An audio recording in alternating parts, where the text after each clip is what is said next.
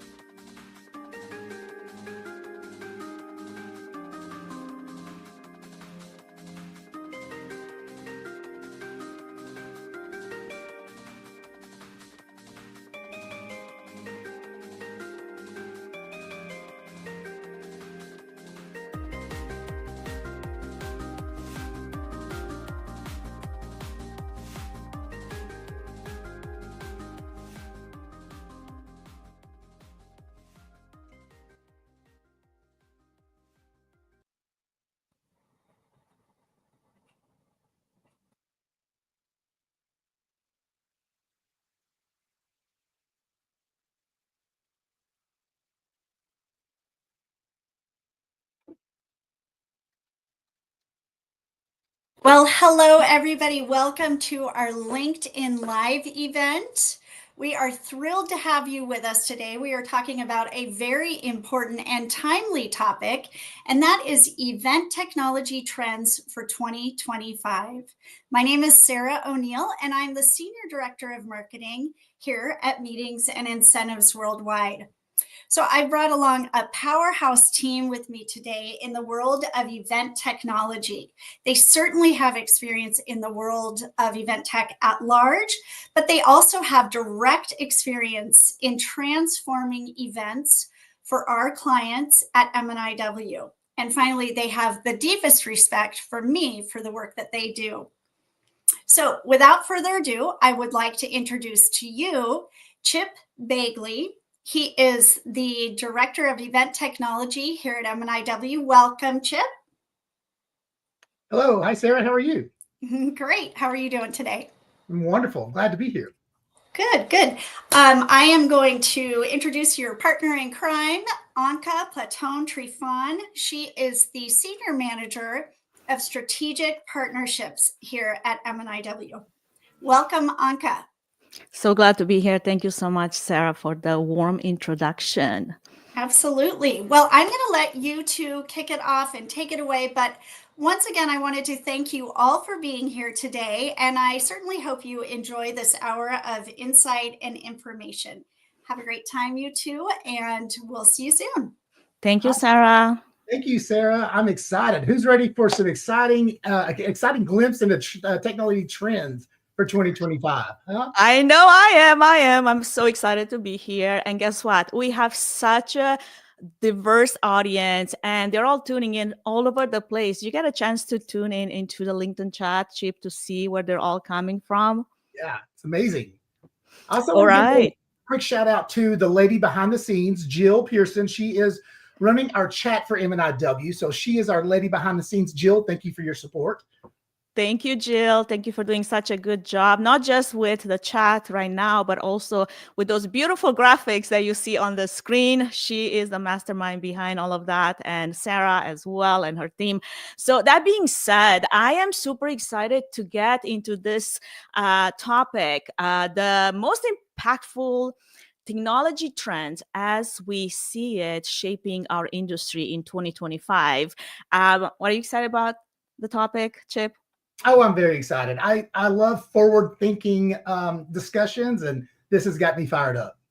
I know I am fired up as well, because if there's something that I'm passionate about is innovation and future thinking. And this is the topic that we're going to cover. But I'm curious, as you're all tuning in from so many different places, and I'm sure you have such a wide experience when it comes to technology and integration and AI and all the things that make our world better, I would say, if I am allowed to have my personal opinion in there. I'm curious, what's one event tech tool that you have used, say, in the last year, maybe the last few years, that has really enhanced connection at your events? Because technology by itself is just technology, right? We want to highlight the fact that connection, the human connection, is what we really are all about, right, Chip? That's right. The power of human energy. Absolutely. I love that. Fantastic. So let's see what, while everybody's trickling in the chat and adding their thoughts on that event tech tool that they've used or they stand behind, I think we should get started with our first trend. What do you think, Chip? Let's dive into it. All right. Well, get us going. Let's go. All right. So I will start with personalization. So, AI is busting onto the scene. And I think with the AI evolution, we're going to see a much more personalization in the event space. Everything from registration, attendees registering will be asked to, during the registration process, they'll be prompted to complete some questions, maybe their job title, areas of interest, preferred session formats, and networking preferences. This will help the AI in the back design a curated and personalized agenda that is targeted directly for them. So imagine somebody with the job role of a developer, and they're interested in AI. So they might want to, their agenda might pop up to the top, all the sessions that are related to AI for a developer. It's things like AI in 2025 keynotes. They also want hands-on workshops, so they'll get those items as well. Also, when you're looking at the networking opportunity, the agenda will include meet up with peers as a special event for them to join. So what this does, though, it leaves the attendees with the feeling that the event is really tailored specifically to them. It's going to enhance their engagement, their excitement, and their overall satisfaction, because they're going to think it's just for them personally. I couldn't agree more. I think there's something to be said about personalization being a real game changer, especially because it also offers convenience. If you make the attendees feel seen, valued, and understood on that profound level that really speaks to them, then you really, take care of them in a very personal way, right? That's basically the definition. You're not going to get a Webster definition from me, but that's basically my best definition of what that is. And when individuals recognize that an event has been tailored to their needs, their sense of belonging and engagement skyrockets. And it's more than just enhancement, in my opinion. It's a transformation in how we approach our networking pairings, our matchmaking, how we expand on those results. And I think as event professionals, this is really our ultimate goal, to create spaces where attendees can not just participate, but empower their contributions to the event success. And I love there's a lot of answers right now in the chat to our to the topic and also to our previous question. What an engaged audience do we have, Chip? I love it. I can't keep up. There's so many comments. All right. I know. I love it. I love it. Thank you, Jill, for putting those highlights on the screen. And I'm seeing personalization is critical. Doing that at scale at an attendee level is the key. Absolutely. I couldn't agree more. And we want to definitely hear from you. Like, what's one area of your event where you have seen personalization make the biggest impact? And as you're dropping those answers in the chat, let's dive into our second trend. Those are some great thoughts that you shared, Chip. Thank you. All right, the second trend then. matchmaking, AI matchmaking, and networking lounges. So this is a win-win for everybody involved. From the attendee perspective, just think of the personalized discovery, connecting with attendees and exhibitors, offering relevant products and services specifically for you. It's saving your valuable time and giving you more value. Think about the efficiency in networking. It enables pre-scheduled, meaningful interactions, eliminating that overwhelming time you spend staring at a floor map trying to figure out where you're going to go next, that sort of thing. So AI and these matchmaking tools can schedule that and plan this out for you. I also think there's broader opportunities as well. So AI may suggest someone for you to visit that you might not know has the same interests as you. So it could broaden your own mind or your own knowledge of what's available and what are the opportunities. And then for the exhibitors, qualified leads. The exhibitors knows that when those people come up to them, there is an interest there. It matches the attendees that are genuinely interested in what they're there to discuss, which increases the conversations. That's higher ROI. Sponsors and exhibitors are always looking for that higher ROI. So this focuses time on the high prospects, maximizing their investment in that event. And then stronger engagement. These meetings will have people that are there and excited and want to talk about that. So those in-depth conversations are going to lead to that stronger engagement. I'll tell you what, Chip, I personally believe that without networking, we wouldn't have events. I don't know if I would go to an event if there was not some networking opportunity. To me, networking is the heartbeat of every event, and getting this, matchmaking right is essential for maximizing that value. Now, we've used tools in the past, as you mentioned. There were different ways in which we would take the registration data and then the attendee tags to create matches, and that worked pretty well. I mean, it barely scratched the surface, but it did the job. As you alluded to, AI matchmaking now, it's going to take that to the next level. I am super excited to see where that takes us, because if I can imagine matchmaking on steroids, using that rich data source to align attendees' goals and interests at even a deeper level, to me, that is success. And this which is not just facilitating the connections, as we mentioned ROI, we mentioned the business interest to this, that will drive that meaningful business that ROI that we're looking after, especially as an exhibitor. I've been to so many events, and if you put so much money to exhibit as an exhibitor and do not get qualified leads, you're kind of leaving money on the table. You're throwing money away in so many ways. Sure, you're there for the connection and you make some great relationships, but at the end of the day, we also mean business. Yeah, absolutely. So I'm curious, what do we have in the chat right now? As far as what is the most effective networking strategy that you've seen or experienced at an event? Is it a tool? Is it a strategy? Is it some kind of a mix of the both? Do you have any examples yourself, Chip, that you can draw from? Yeah, I'll just go back. I'll think about our event, the M&IW Summit, where we bring vendors and customers together. I know we have a lot of hotels that are suppliers for us, but I know I'm not who they need to talk to. So me stopping and interacting with their booth, while I want to thank them for being at our event, I'm not their target person. So like I said, using these matchmaking tools where you can really figure out who is the right person for you to speak to is how you can maximize that ROI. I think that's what makes the juice worth the squeeze for our exhibitors. I love that.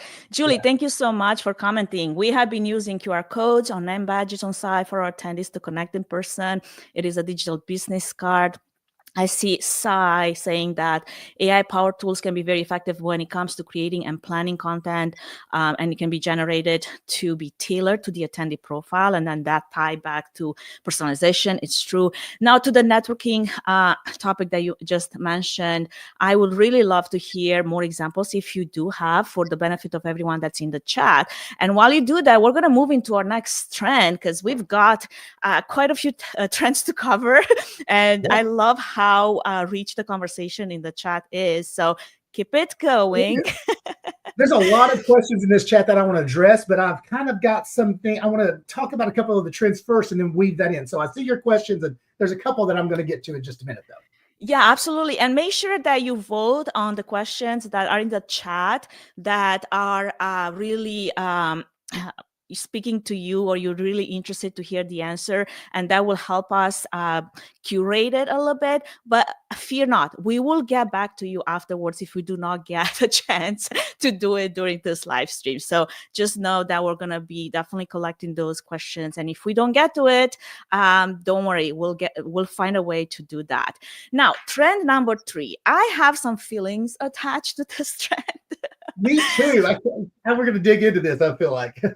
Yeah, that's right. So AI chatbots for registration and engagement. I'll tell you right off the bat, I am not a big fan of chatbots just for the sake of having one, but they can definitely be very useful tools when you apply them thoughtfully. They can, answer your very basic frequently asked questions. They can even guide attendees through a sign up, or maybe it can send some personalized reminders. And I've seen them in action. I've used them myself, and I think they serve their purpose. But at the same time, we have to think about this. Registration is our first touch point with our attendees. And that really sets the tone for the entire attendee experience. And while, you could use a chatbot, and that's been increasingly popular to handle, frequently asked questions, as I mentioned, sending personalized invitations and keeping that human connection to your registration is utterly important. I couldn't agree more. I could not agree more. Well, from someone who values and loves the fact that our company is focused on white glove service, chatbot seems to be going the opposite way of that. But exactly, there are benefits. Let's just to highlight some of the benefits, some of the pros of using chatbots for registration and engagement. It simplifies the process for the attendee. It's instant access to answers for them. It's available 24/7 for them, and it can be personalized and tailored to their experience based on the questions they've answered during registration or previous engagements. So that's the benefit for them. And also for the planner, just from, and I think a lot of you can probably map this onto your own life. If in your job, if you could take the not mundane, but the repetitive tasks that you do day to day over and over and over, and just compartmentalize them over there, and they just get done automatically, how much time would you have to be more creative, to take something to the next level, to rewrite that paragraph, to make sure that it's right, to, from a web design perspective, to how can you enhance this web design? Those are, from a planner perspective, how could you tackle something that's really big that needs to be handled, those complex issues, or strategic? Look at the strategy of the event. So putting all those repetitive tasks in a bucket and compartmentalizing them and getting them out of the way, so to speak, enhances your ability to be more creative and more productive. So that's the benefit of the chatbot. Couldn't agree more. And Julie, to your point there, I think AI would only be useful for registration for very, very, very, she's really highlighting for the very simple questions like, what is the hotel address? What is the deadline to register? Anything more complicated? I agree. I mean, it would work, but it would take away that human touch. So what I'm hearing from Chip, from everyone that is sharing their thoughts in the chat, what truly makes a difference here is striking that right balance. because technology should serve as an enabler, not a replacement for human interaction. So if you do plan to use this hybrid approach of your chatbots handling the straightforward tasks that were mentioned, but then you have a human that is readily available for a more personalized support, that really ensures that attendees feel both supported and valued. And that also builds trust, right? I think trust is an underrated element here, because that really sets the stage for a positive event experience that technology alone cannot achieve. I am thinking of how many times I've used a chatbot, let's just say like, flying and having to change my flight last minute, and using the chatbot and then just begging for a representative to talk to me because I would rather be talking to a human and explain to them, this is my situation, I need to make my connection, can you help me please, right? So those are the type of instances that having someone that is readily available, we will build that trust with your brand, with your event, and I cannot overstate that more. And I think those are the comments that I saw in the chat. Anything else that I feel like the chat is a little delayed for me. So I want to make sure I'm not missing anything. Anything else that stood out to you, Chip? Yeah, I think one person asked, how do you ensure attendees feel valued and connected when using AI-powered tools like chatbots or matchmaking? To me, for the chatbot specifically, my preference or my recommendation is bake in the option to bypass the bot, right? If I'm someone and I have a complex question, I need to speak to somebody, let me bypass that and get a person. So I think having both avenues, and that way you're accommodating people that have different preferences. So I think that's how you handle that. I couldn't agree more. Any other questions that, let's see, that popped up that I might have not seen? Okay, just scrolling through the chat right now. While I do that, let's get into our next trend, Chip. Yeah, okay. So data analysis. So this is important because just think about all the information that we are gathering during events. Are we maximizing what we're getting out of that data? There's a wealth of information there. So I put together a little hypothetical case study, and pardon me if I read some of it, but this is something I wanted to kind of get through together. So here's the client it's a global technology conference seeking to enhance attendee engagement and sponsor ROI. So this is the case study we're analyzing, and we're going to focus on how to take that data and get the best return on investment for it. So the challenge is the event team needs real-time insights to measure attendee engagement, optimize session participation, and improve your sponsor visibility. So our traditional reporting methods are maybe too slow or lack the detail that you need during the event. Our solution, let's bring in a BI tool like Domo to aggregate the data, pulling from different platforms, whether it's the registration platform, the mobile app platform, session attendance, exhibitor interaction. We can create real-time dashboards that give you the analysis and visualizations that you need to take immediate action. So what do you get out of that? Session optimization. You can immediately, in real time, see which sessions have underperformed in terms of session sign up. We could send push notifications or targeted email communications to those folks that might be most interested in that session, and that would increase the attendance or the registration. Sponsor engagement. Use heat maps to show which exhibitor booths had low traffic last year. How can we incorporate better signage, better push notifications, better communications to boost those low visited booths? Content strategy. Post-event surveys can show you what attendees got most out of which session. This can help you shape the programming of the future based on what your audience is interested in. So the outcomes with this hypothetical case study is increased engagement. Overall, attendees will increase their engagement by proactive session sign up and adjusting the booths. Higher ROI for sponsors. Like we mentioned earlier, our sponsors want to get their return on investment. It's a business, right? So improved visibility for them. Targeted action leads to more increased interactions with those visitor booths. And then enhanced future planning. Like I said, take the data from this year and use that to make next year off the charts. So It's about taking this data, using it effectively and efficiently, and then building on that for the future. Exactly. I love this case study that you brought up and presented to us. Any thoughts in the audience to what was presented? And if you have any feedback that you want to share, please drop it. What I wanted to highlight here is data is not just about tracking metrics, it's about providing the value and ROI of meetings and events. And beyond the operational insights that you use data for, data is also becoming this critical asset that you can use to integrate events into the broader marketing and sales tech stack. Data-driven insights aren't just about the numbers, right? They're about the momentum that you can build. When you integrate the event data early in your planning process, not only does it smooth the workflow, but it also ensures that event aligns then with the larger business objectives. It's not about amplifying success.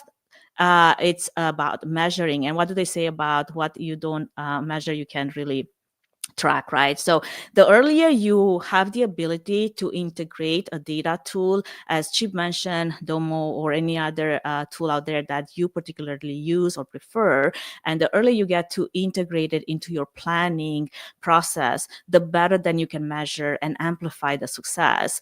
And I've seen this where a recent client has used a real-time data to adjust breakup room sizes just because they were trying to avoid overcrowding, and with that obviously improve the attendee satisfaction. I'm curious in the chat if anybody is having any other thoughts. Let's see, thoughts or questions. I think we are looking at a few comments about chatbots. Any comments about data that you see, Chip, that I'm not able to capture? I'll pick this one out. How are you using feedback, attendee feedback, and data to improve your events year over year? So that's a couple things. Yeah. So number one, you've got to get participation. So you've got to make sure you're getting the feedback from the audience when it's fresh on their mind. I'm always a fan of session level surveys. Maybe you can push it out on the mobile app as soon as it happens. So people, as it's fresh in their mind, can answer it while they're maybe walking to the next session or going to lunch or whatever. So I think feedback as soon as possible after the session is critical. The other piece that I would recommend there is to really analyze the questions you're asking and how you're asking them, and also giving comment boxes. So people, if they want to elaborate on what they would change or make better, they can do that. That's valuable insights that can make you make slight adjustments for future programs that could have a big impact on your score, how many stars people give your session, that sort of thing. Your audience is giving you what they want, and this is your opportunity to, in return, give them what they're asking for the next year. I love that. To Lori's question, I think we missed that during the AI chatbot trend, resources for learning how to use it. Lori, would you mind maybe give a little bit of detail of what specifics you're thinking about as far as resources? And thank you, Sai, for dropping a link in there. I saw that. Very cool. And then I guess I'm up to date. Are we up to date, Chip? Are you seeing anything else that? Yeah. Okay, perfect. I think we're good so far. Yeah. Awesome. Well, thank you so much for all your questions. Feel free to keep dropping them. We are definitely looking for those. I am experiencing a bit of delay in the LinkedIn loop back into the studio with the questions. So just be patient with us as we're trying to navigate that. Now, let's look at our next trend. Our trend number 5, I think it is. Lost count. Okay. So number 5 is sustainability, but with a tech twist. So this is the opportunity to look at food waste management platforms that can connect surplus food from events with local communities that are in need. So, Copia is a great example. This reduces food waste and it supports social causes in the local community where your event is being held by tracking the volume of food and redistributing it to the places that need it. So it has an environmental impact, less food going into landfills, and it also has an impact on CO2, carbon emissions, and that sort of thing. So highly encourage you looking into that. There are a couple more I want to mention. Travel emission calculators.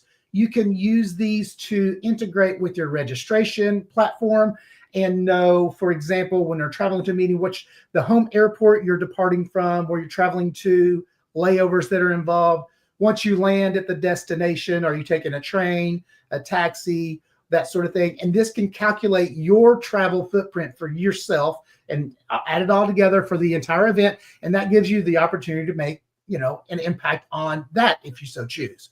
So, CO2 emissions, all that can be calculated in one big, large number or on an individual basis. Absolutely. I think to what you just said, and the use of Copia, I dropped in the chat a few stats that our marketing just posted recently on the Facebook, on the LinkedIn page. And to me, that just blew my mind. Okay. To be able to measure, and also to what Kimberly just mentioned, this goes into the data, the use of data to show ROI and contribute to the bigger picture. That right here is amazing to have all this impact being done. It's tremendous. And when it comes to sustainability, I think that AI can also be a powerful tool due to its ability to rapidly assess the data that you have, detect the patterns, and then predict future outcomes. And this is something that plenty of environmental organizations use it for this purpose alone. And planners can use it too as well. Think, creating an easy to read data set, quantifying the carbon emissions from your event, and that can be done in seconds. Or sourcing or doing research for a venue that really takes into consideration what the carbon footprint that it produces. A conference center that would limit some of the carbon emissions that come with events, and using AI to prioritize the renewable energy opportunities. And to me, sustainability, this is where it goes way beyond the technology, because if you also do the human side of working with your partners and your vendors to really share your values, that will contribute then to a more responsible event ecosystem. Because at the end of the day, right, sustainability isn't just about what we save, it's about what we can give back. And those metrics, when they were shared, I was just like, right here and there, like, this is amazing. And that also showing that kind of impact, that again goes back to the trust, right? Builds trust, but then also it helps offset some of the emissions and the waste that truth is just part of putting on events. And if you can also highlight the attendees' engagement, then you bring them into the story, and then they feel like they're part of it. They were part of those numbers, and they were also participating to the overall goal that you shared in your marketing and you share with them for your event, and then you were able to achieve some of those goals. Sustainability is huge, and I'm super passionate about seeing how much technology and AI could be used. There's also the draw side of that, the downside of AI. And actually, I was just reading a article that just came out from Smart Meetings. There is the AI environmental impact that is out there that we need to be aware of, but not to point the finger. It's just to be aware of the impact, and then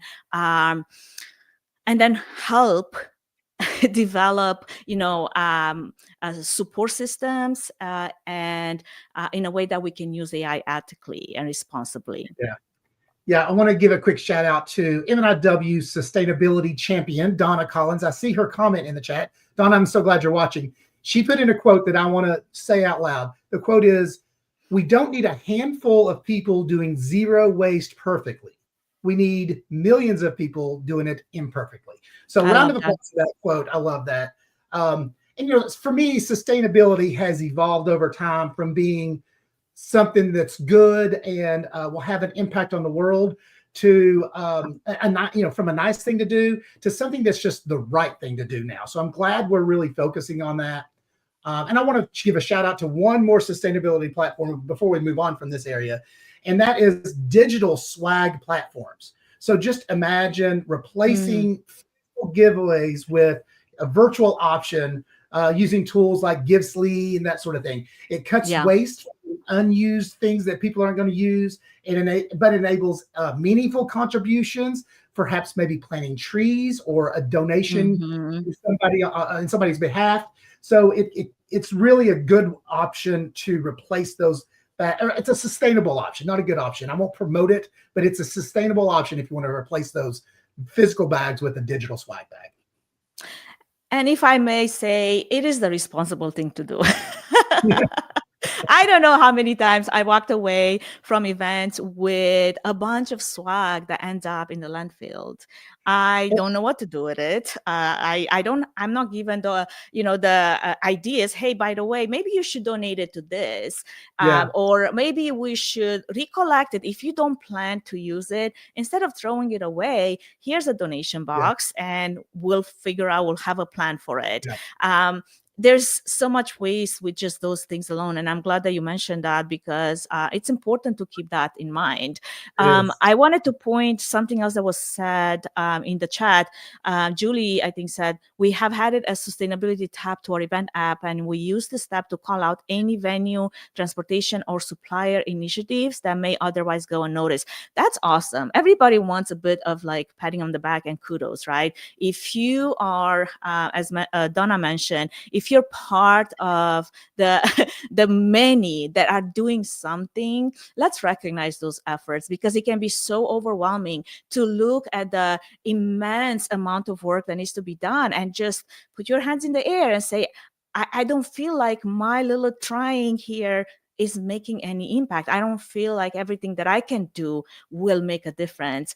And I think there is so much more to that. But going back to Donna's comment, do your little thing, and let's highlight those moments and give the kudos where they are.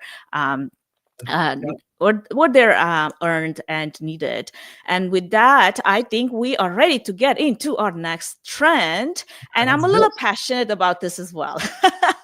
I know we're both passionate about sustainability, but let me tell you why I'm passionate about this one, okay? And this trend talks about breaking language barriers. Okay, so real-time translation tools are the type of tools that you would put into this bucket. And they're really changing the way we see accessibility, especially at global events. And I think we definitely experimented a little bit with this over COVID, during virtual events. I really wanted to capture an international audience. And we use captions to live audio translations to language interpreters and to sign languages and all of that. As an English as a second language speaker myself, it is incredibly meaningful when I see those tools that are being used, because it really shows the thoughtfulness and it creates a sense of belonging for attendees like me that sometimes might struggle to follow through, or I need captions to read along, or I might need a completely different language to be translated to, which is common, especially, for events that are of international nature. So when people feel like their unique needs are accounted for, it really fosters that deeper engagement and connection. It goes back to the connection, to the engagement, and offering those translation tools should be kind of like a standard. The same way we provide, accessibility ramps to our events, sign language interpreters, where the case may be, for those that can hear. Those inclusivity measures really touch me on a personal level, because it really shows that we care and that we ensure that everyone feels welcome. Yeah, in our business, we are producing events with the purpose of delivering content or information that we want our audience to receive and retain, right? So if you are able to remove one of the obstacles to make that person retain that information better, why not do it? It's worth the investment. So that, real time, someone asks, what tools are we using? Are they AI driven or human driven? The answer is both. Yes, could be both. We have a range of both. Partners from Interprefy to TransPerfect, that they can use an AI bot to help translate it, or we can have somebody on a headset that's actually translating it that other people are listening to. So we have all those options on the table, and this is just, like I said, one of the items that you could remove to make their experience much more enjoyable and impactful. Absolutely. Couldn't agree more. All right. That takes us into our next trend. Unless, let's see, any comments in the chat that we want to highlight, or any questions that we might have missed. See, Kelly posted a link. I haven't looked at that, but she posted a link about swag. So I'll be interested in looking at that. I don't see anything else about language just yet, though. Cool. I love it. Yes, Nicole, important too for those with disabilities. Couldn't agree more. I think it goes back to, again, that inclusivity, making sure that everybody feels like they belong. Yeah. All right. Let's get into our next trend, Chip. All right. This is one of my favorite, actually. So this next trend, it's 7 and 8. We're going to combine these into one and talk about them together. And that is gamification and wearables. So wearables are great for engagement and data collection. So imagine, RFID badges or smart bracelets or lanyards that help facilitate real-time engagement for the attendees, such as contactless check-in, registering session participation, and networking. So those wearables attract the attendee movements, session attendance, booth visits, and provide actionable data that's actionable data on their preferences and their engagement patterns. So what do we get out of that? The opportunity to personalize their experience. Back to that first option, personalization. So this gives the organizers the ability to tailor the event experience to what they are interested in real time. So I feel like that's the jewel right there, is making it a personal thing. And then gamification, the motivation that people have. Some audiences get so wrapped up in the game that they can't even stand it. And I love how excited people get. So the wearables and the gamification, it integrates game like a scavenger hunt, trivia, leaderboards. All those things can be tracked on wearables or with gamification. And again, you're data collecting. You're using their preferences and their behaviors so that you can make improvements for next year and personalize their interest in that moment, in that point of time. Absolutely. Well, I'll tell you, as a bodybuilding athlete, I have a big passion. I'm a big fan of wearables, okay? And the metrics that I can get about my health. Now, I was a very early adopter. I think Fitbit came with their very first tracker in 2007. It was this small wearable device that you could clip onto your clothing or wear it as a wristband. And all it did was tracking steps and calories that you were burning. And obviously, we've come a very long way since then. I remember that it was so not accurate at points that every movement you would do with your hands was a step. So, if you were tracking 50,000 steps a day, I have questioned how accurate that really was. But obviously, we've come a long way since then. And I see wearables today as an opportunity to not only offer that real-time insights into our attendees' health, into their wellness and behavior, and even psychological engagement, but I don't think we necessarily use wearables to their full capacity. What we know, though, is that neuroscience shows that when our attendees feel physically and mentally balanced, then their ability to engage and absorb information really improves significantly. So if we could use a wearable to track stress levels or their activity patterns of an attendee, then it can really help us, going back to what you said, Chip, personalize the schedule. Let's say maybe I need a wellness break in the middle of this packed agenda, and my wearable is telling me, hey, by the way, your stress levels are really high. Go and find that wellness lounge and take 5. Because nobody's gonna be helping. Nothing will be helpful right now to you if you're gonna turn into, a little bit of a Grinch. So I know where my limit is, and I know I need to pack quiet places throughout my day and spaces to be able to recharge. So if we could use wearable in a way that provides us not just with the data, but then with the opportunity to embed it into our tech stack, and then have some actionable steps from there, I think that's where wearables will really be taken to be used at full potential and as a tool to focus on the attendee well-being, and make sure that that event experience is not just engaging, but also supportive of the entire dynamic environment that it can integrate the learning, it can integrate the health, but also integrate the business elements and everything that we care about when we put on those events. Let's see, I see Mary. And by the way, shout out to Mary Johnson. She is our neuroscience guru, I would say. I mean, she just knows everything that is to be known about neuroscience. If you have questions, do reach out to her. And she says some wearables can track unattended psychological safety. Yes, we didn't even touch on psychological safety and how important that is, and the values they are receiving and experiencing from the content that we share. Couldn't be more accurate. Thank you so much for putting that in there. I'm curious if anyone has used gamification or wearables in any way, maybe to reward behavior that really aligns with your event's goals, or like for attendees key sessions or anything like that. Yeah, I'd love to hear people comment on that. And one more item, one more aspect of wearables that we didn't touch on that I just want to kind of mention is beyond the well-being of the person is just the engagement and interaction. In large scale events, wearables are used or phones are used to help the audience engage with the music or what's happening at a concert, or basketball introductions. There's all these things can sync now and play with music that creates a wonderful experience for your attendees. So beyond that, also just the engagement of it. Absolutely. And to Regina's comment, absolutely. If you, experience pushback, or you do have to give attendees an option to opt out. Not everybody would want to be tracked that way, and it's totally understandable. That's okay. That's fine. Yeah.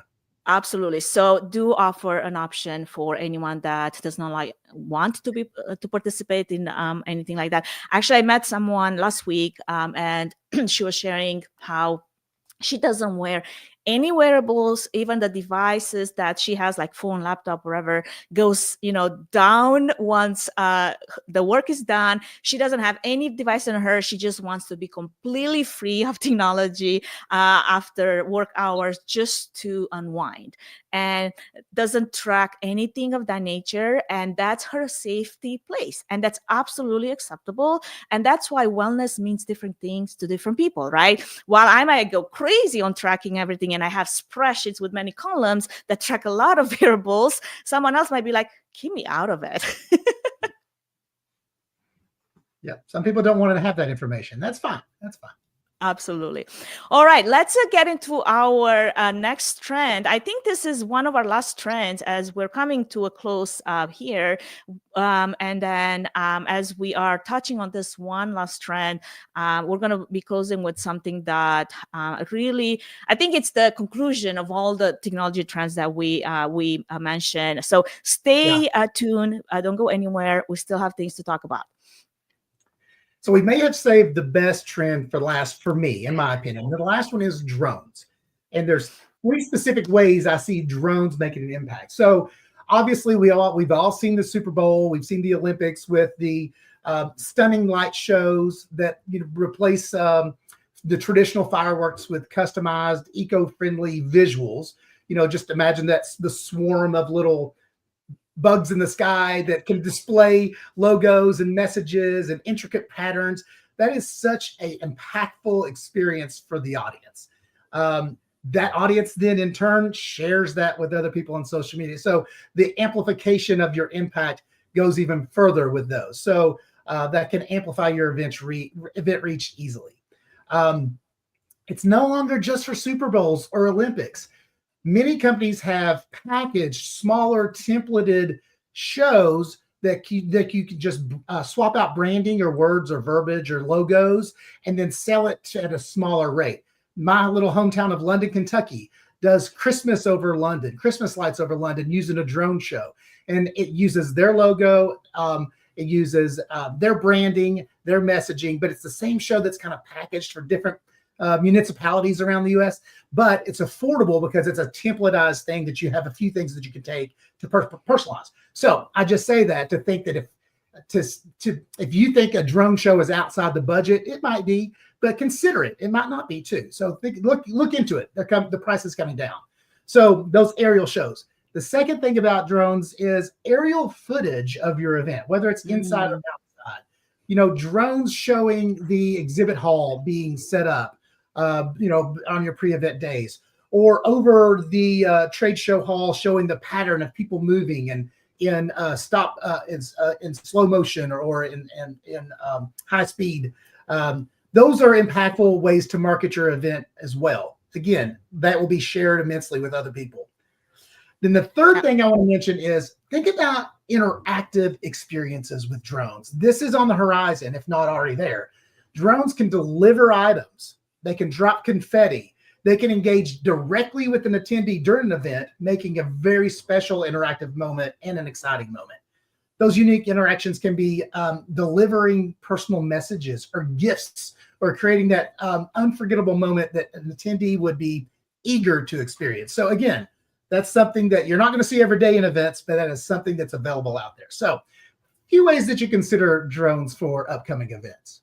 I love that. So what I heard you say is not only drones are the sustainable alternative to fireworks, but they offer a safer and more eco-friendly option for creating those stunning visual displays that maybe you should capture of your event if you have put so much effort into it.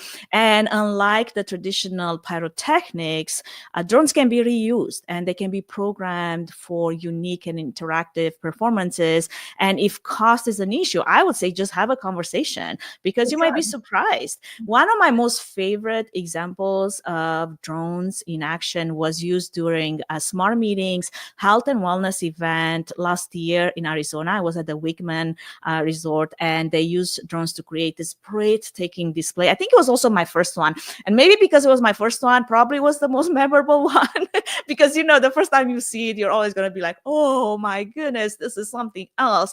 And it really felt innovative. And it felt like it really aligned perfectly with the event's wellness team. And it was able to, also capture all of us just looking at it like, oh my gosh, mesmerized. What is this magical thing that we are experiencing right now? And I love the sustainability benefit that it can really make the drones to be a excellent choice for events, especially if you do focus on that environmental responsibility. So thank you, Chip, for mentioning that and breaking it down for us. Any question? Let's see, actually, questions or comments. I think Marie Johnson said, I love drone shows and believe they have so much potential. Couldn't agree more. Synchronized fireworks to music that's playing for events. Yes, please, more of those. And the other thing is your pets are going to thank you when there's less fireworks and more drone shows. True. Claire, you are right. Yes, it does take, hundreds and hundreds of drones to program and synchronize to make that happen. And that's why you would want to have a conversation with a qualified vendor. That also happens to have a drone license, by the way. You do have to have an FDA-approved drone license. Don't just go with something random that gave you an estimate and then you realize that you're breaking some law. Let's not do that. Explore those opportunities as something different. That's basically what we're trying to say here. Excellent. All right. Well, I think we're coming to an end here, and we've talked about our 9 or 10 trends by now. Really quick to recap, we touched on personalization. We touched on networking lounges and matchmaking. We touched on AI chatbots for registration and engagement. We touched on data analysis and how you can turn metrics into action. We touched on sustainability with a bit of a technology twist, right?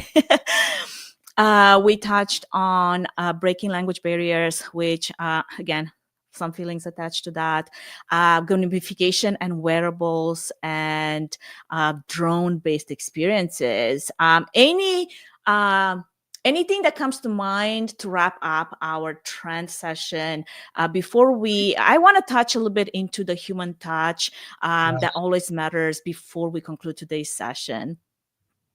Absolutely. So just like we were talking about with the chatbots earlier, nothing is going to take away the impact of human interaction. So no matter how much AI you bring in or how many robots and drones you have, that interaction is that's the purpose of all this. These in-person events drives that human connection, which is the power of human energy. So I think that's a slogan that we have or something. But yeah, that's the intention behind all of this. And all of these enhancements in the technology is how you can enhance that experience. Absolutely.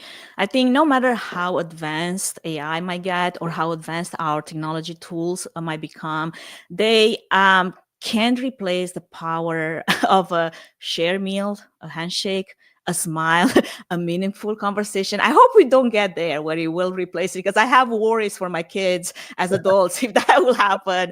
And to me, human connection is truly the foundation of trust and collaboration. And if you think about it, like it is, it's formed when we share stories, when we share experiences, when we laugh at things like, let's not invade our airspace with drones. I think Claire said that. Very true. Those are the moments that our attendees take home with them. They might not remember the best meal or technology or speech or whatever it is that you thought was going to be the piece of resistance. What they're going to remember is those moments that are the memories that we form, the core memories that we form. And to me, that is what the human touch is all about. And I think it's our job as event professionals to design those type of connections, to foster those type of connections. And obviously that means, balancing the use of technology, the use of AI with the spaces and the moments where we encourage real connection.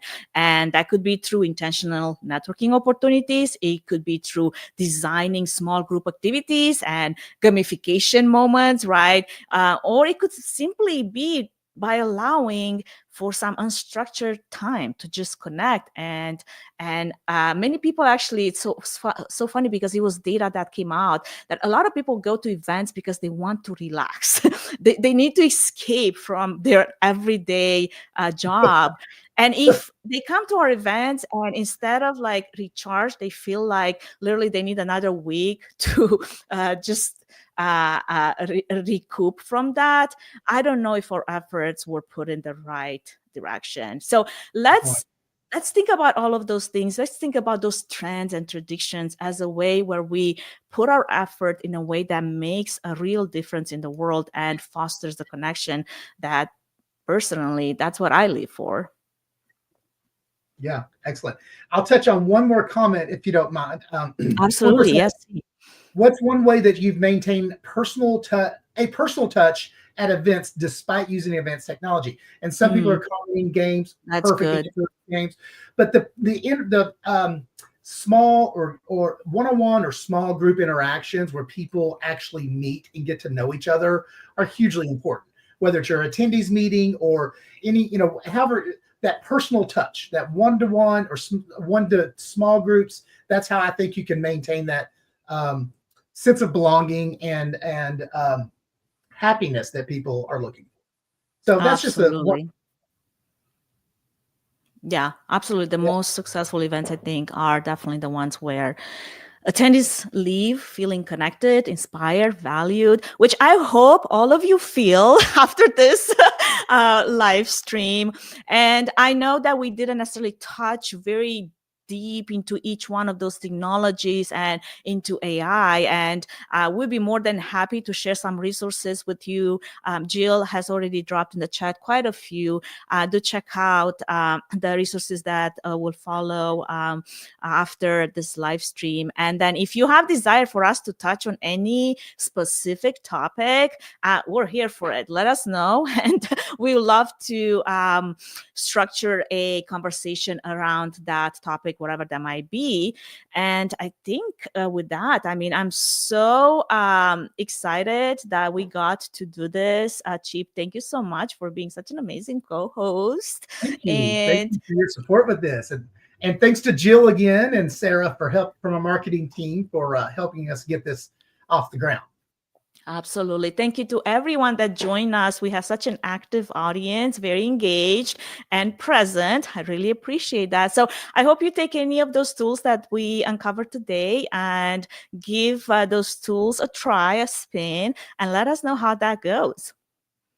Excellent. All Thanks, right. everybody. Thank you, everyone. Have a good rest of your day.